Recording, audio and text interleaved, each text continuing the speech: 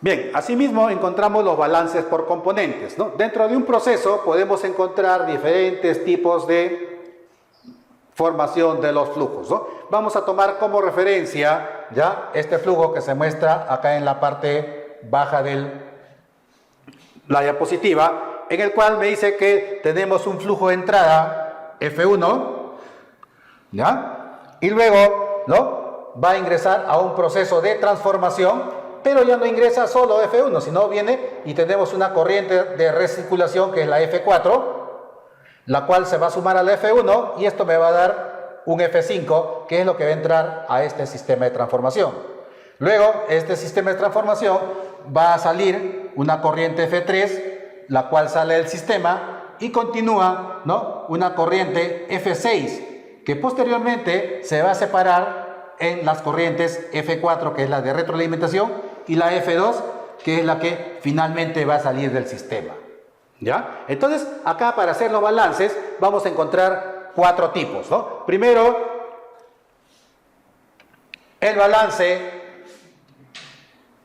por proceso completo, ¿no? En este caso, lo que hacemos es, como vemos el círculo rojo, vamos a analizar todo el proceso completo en sí y vamos a identificar solamente las corrientes de entrada y las corrientes de salida que vinculan a ese proceso en general, ¿no? Vale decir, tendría la corriente F1, ¿ya? Tendría la corriente de salida F2 y la corriente de salida F3, ¿no? Entonces, cuando yo hago mi balance general de esto, voy a decir F1 va a ser igual a F2 más F3.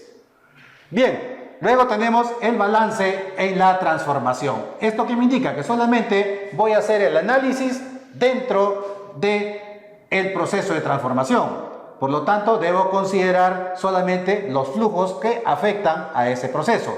Entonces, ¿qué encontramos aquí? Que tenemos una corriente de entrada F5, tenemos una corriente de salida F6 y tenemos una corriente de salida F3, ¿no? Por lo tanto, nuestro balance general sería F5 va a ser igual a las corrientes de salida F6 más F3.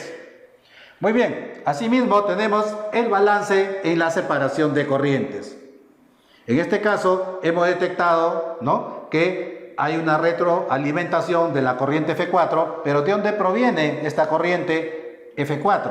¿No? Esto proviene de que ingresó inicialmente una corriente F6 para luego ser dividida en las corrientes F2 y F4. Por lo tanto, lo que voy a hacer mi balance en ese punto de separación, ¿ya?, sería que mi corriente F6 es igual a mis flujos F2 más F4.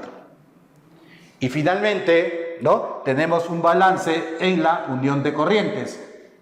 Vale decir, donde se juntan las corrientes, ¿no? En este caso, ¿ya?, la corriente o el flujo F4 que vino de retroalimentación más el flujo de entrada F1, ambos me van a dar el flujo de entrada del proceso F5, ¿no? Cuando yo determine cuáles son mis corrientes de ingreso, voy a decir F1 más F4 va a ser igual a F5. Muy bien, alumnos.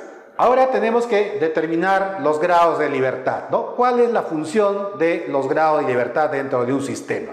¿Ya?